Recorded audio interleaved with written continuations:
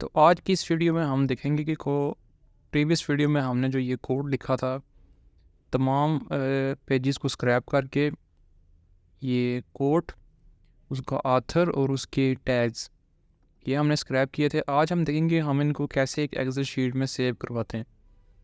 तो उसके लिए हमें कुछ लाइब्रेरीज़ जो हैं वो इंपोर्ट करनी पड़ेंगी, जिनमें से सबसे पहली लाइब्रेरी है from Excel WT import workbook. तो ये एक वर्कबुक क्लास है जो हमने एक्सेल WT लाइब्रेरी से इंपोर्ट करनी है। तो उसके लिए हमें एक्सेल WT जो लाइब्रेरी है वो इंस्टॉल करनी है। तो इंस्टॉल हम करेंगे पिप इंस्टॉल एक्सेल WT से। तो मेरे केस में ये ऑलरेडी मैंने इंस्टॉल कर ली हुई है। तो इसको इंस्टॉल करने के बाद आपने क्या करना है कि आपने वर्कबुक नाम से ऑब्जेक्ट बनाना है वर्कबुक क्लास का, और उसके बाद हमने वर्कशीट एक ऐड करनी है और इसका नाम रख देना है हमने डिटेल्स। आप ये नाम कुछ भी रख सकते हैं।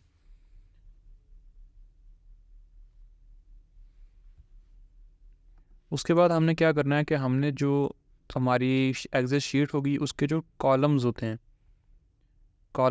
उनके नेम्स हमने यहाँ पे लिख देने हैं। तो हम कैसे लिखेंगे? सबसे पहले लिखेंगे VS डॉट राइट, यानी वर्कशीट डॉट राइट। ज़ीरोथ रो पे ज़ीरोथ कॉलम जो है उसका टाइटल हमने लिख देना है। सबसे पहले तो हम लिखेंगे एक लिंक। उसके बाद WS dot write zeroth row first column, और उसका नाम क्या होगा वो हम लिख देंगे कोट। उसके बाद WS dot write zeroth row second column, और सेकंड कॉलम का नेम हम लिख देंगे ऑथर। और उसके बाद WS dot write zeroth row third column, और थर्ड कॉलम का नाम हम लिख देंगे टैग। तो ये बेसिकली क्या करेगा कि जो हमारी एक्सेल शीट होगी, पूरा आपने कोई एक्सेल शीट देखी हो, मैं यहाँ से आपको एक्सेल ओपन करके दिखा देता हूँ।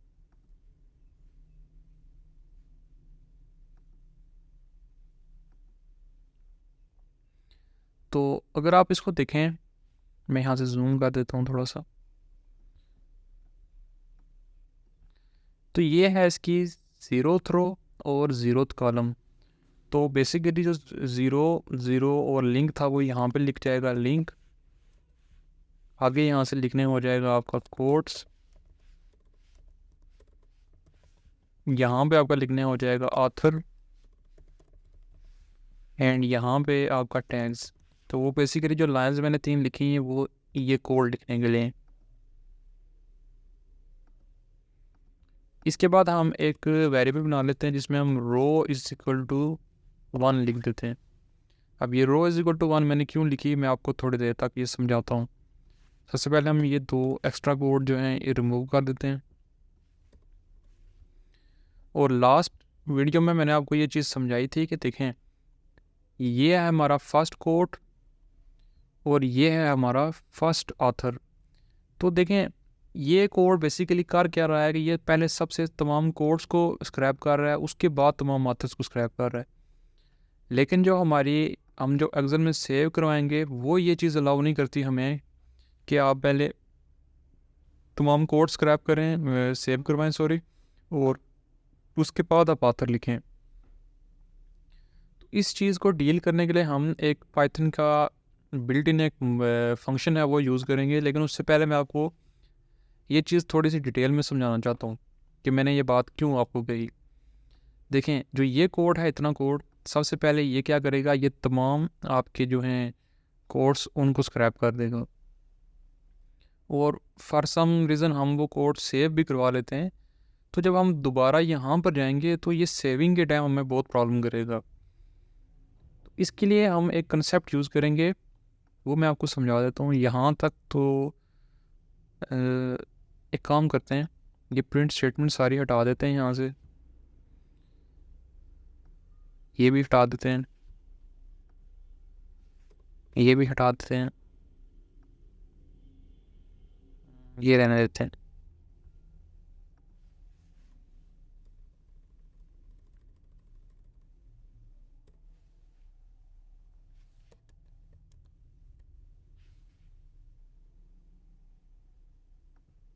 ये तमाम लूप्स हम हटा देते हैं। सो बेसिकली इतना कोड जो है वो हमारा क्या कर रहा है, मैं इसको थोड़ा सा सेपरेट कर देता हूँ और यहाँ पे कमेंट में डाल देता हूँ फैच, यानी ये इतना एरिया जो है, ये इतना पीस ऑफ कोड हमारा ये डेटा को फैच कर रहा है। अब हमें इसको डेटा को करना है ट्रांसफॉर्म।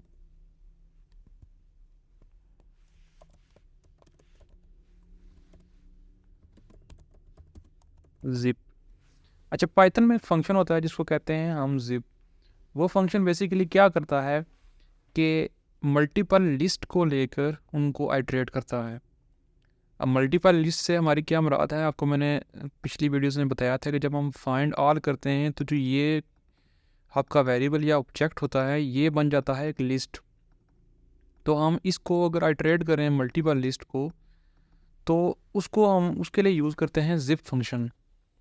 तो इसको कैसे करेंगे देखते हैं। फॉर वैसे लिखेंगे, लेकिन इस दफ़ा हमने जैसे हम पहले लिख रहे थे फॉर कोट इन कोट्स, तो अब हम क्या करेंगे कोट, उसके बाद हमने ऑथर है, यानी हम एक ही फॉर लूप से 3 चीज़ों को एक्सट्रैक्ट कर लेंगे, और टैग इन जिप ऑफ।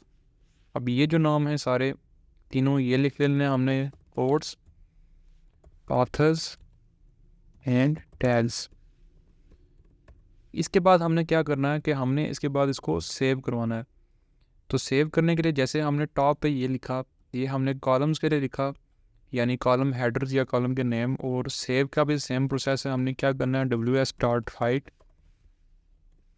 सबसे पहले तो हमने लिंक जो है वो सेव कराना होता है, और ये एक मस्ट चीज़ होती है जो हमने सबसे पहले सेव करवानी होती है। और उसकी वजह क्या है कि हमें पता कैसे चलेगा कि ये किस पेज का लिंक है, तो उसके लिए हमें लिंक को सबसे पहले सेव कराना होता है। तो अभी हम देखते हैं कि इसको कैसे सेव करवाएंगे। यहाँ पर अगर आप देखें तो मैंने 000 लिखा हुआ था, लेकिन यहाँ पे चूँकि ये लूप के अंदर है तो यानी हर एक आइट्रेशन के बाद हमें नेक्स्ट रो में जाना है। अगर मैं आपको दिखाता चलूँ एक्सेल पे ये चीज़,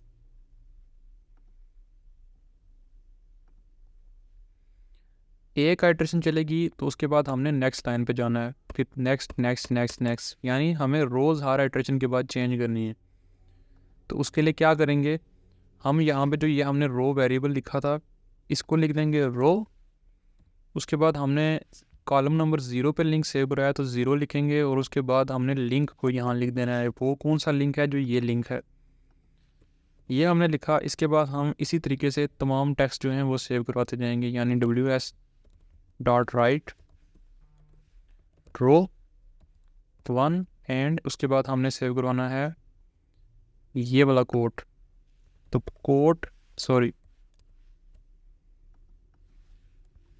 कोट डॉट टेक्स्ट।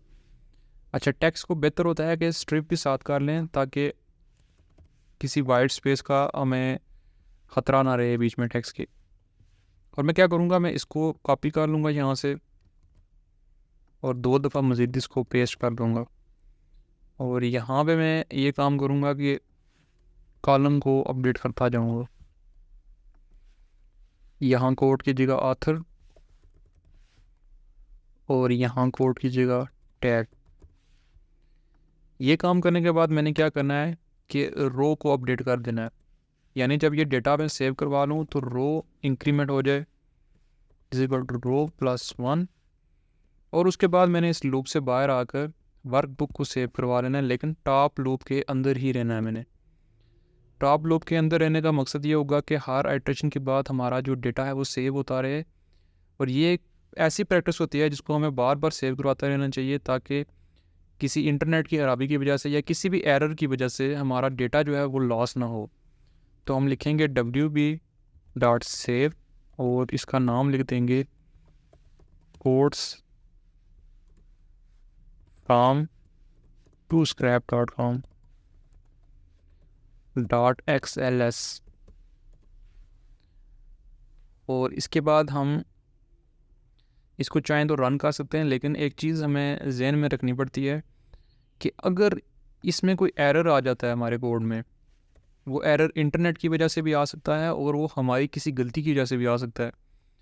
या आप इसको बेहतर लफ्ज़ों में कहें तो कोई बग है इस कोड में। अगर होगा तो ये कि ये कोड चल जाएगा, कुछ डेटा स्क्रैप भी करेगा, लेकिन कुछ टाइम के बाद ये किसी एक जगह पर जाके हमें एरर थ्रो ज़रूर करेगा। तो इस केस को हमेशा जहन में रखना पड़ता है और हमें एरर हैंडलिंग करनी पड़ती है। तो उसके लिए क्या करेंगे, टॉप पे एक ट्राई ब्लॉक डाल देंगे यहाँ तक, और एक्सेप्शन को हम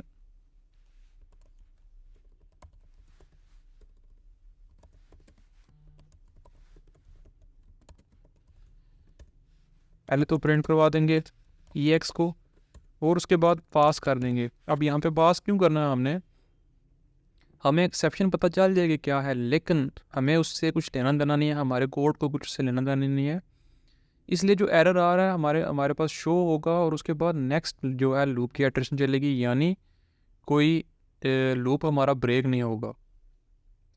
ये काम किया, और उसके बाद हमने क्या कर देना है, यहाँ पे प्रिंट करवा देना है कि all data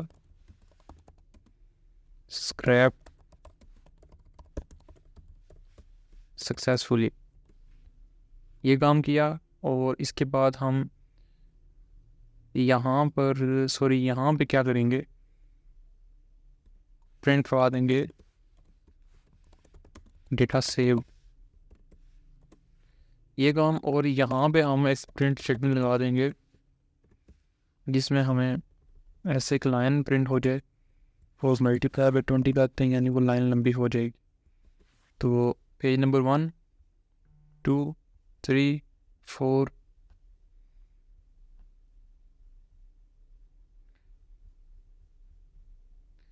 data successfully scraped. अच्छा, एक चीज़ ये है कि यहाँ पे हमें कोई वैल्यू नज़र इसलिए नहीं आ रही क्योंकि मैंने यहाँ कोई प्रिंट स्टेटमेंट नहीं लगाई। अगर मैं प्रिंट स्टेटमेंट लगाता भी हूँ तो वो यहाँ पे शो नहीं होगी, क्योंकि ये ज़िप है, ज़िप में हमें प्रिंट स्टेटमेंट शो नहीं होगी। दूसरी जानब अगर मैं यहाँ चेक करता हूँ तो ये मेरे पास एक फ़ाइल बन कर आई है, मैं इसको यहाँ से डाउनलोड करता हूँ और इसको ओपन करके चेक करता हूँ। थोड़ा सा जूम कर लेते हैं, तो ये देख सकते हैं कि लिंक, मुतलका लिंक, उसका कोड, उसका आथर और जो टैग्स हैं सारे, वो हमारे पास सेव हो गए आ गए, ये देख सकते हैं आप। तो इस तरीके से हम करते हैं डेटा को स्क्रैप और दैन उसको सेव। तो आने वाली वीडियोस में हम मज़ीद कॉम्प्लेक्स प्रॉब्लम्स की तरफ जाएंगे, कॉम्प्लेक्स डेटा की तरफ जाएंगे, दिखेंगे कि कैसे हम स्क्रैप करने के साथ साथ ये अबाउट का बटन क्लिक करके ये वाला डेटा कैसे स्क्रैप करेंगे।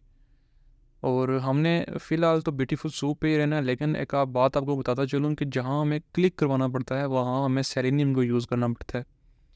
लेकिन सेलेनियम को हमें, जैसे मैंने आपको स्टार्टिंग में बताया था कि लास्ट प्रायोरिटी हमारी होती है सेलेनियम, उससे पहले हमें यही कोशिश करनी होती है कि ब्यूटीफुल सूप से हम काम अपना जो है वो निकाल सकें। तो देखेंगे कि कैसे हमने ये क्लिक करवा कर ये डेटा स्क्रैप करना है, और हमने ब्यूटीफुल सूप को ही यूज़ करके ये काम करना है। तो बने रहिए, आने वाली वीडियोस के लिए हम मज़ीद जो है वो डीप डाइव करेंगे। इस साइट के अलावा भी हम कुछ साइट्स हैं वो देखेंगे और उनको स्क्रैप करेंगे, और कुछ रियल टास्क जो मैंने अपने जॉब के दौरान जिन पे काम किया वो मैं आपको करके दिखाऊंगा कि उनको कैसे स्क्रैप करना है। तो आज के लिए इतना ही।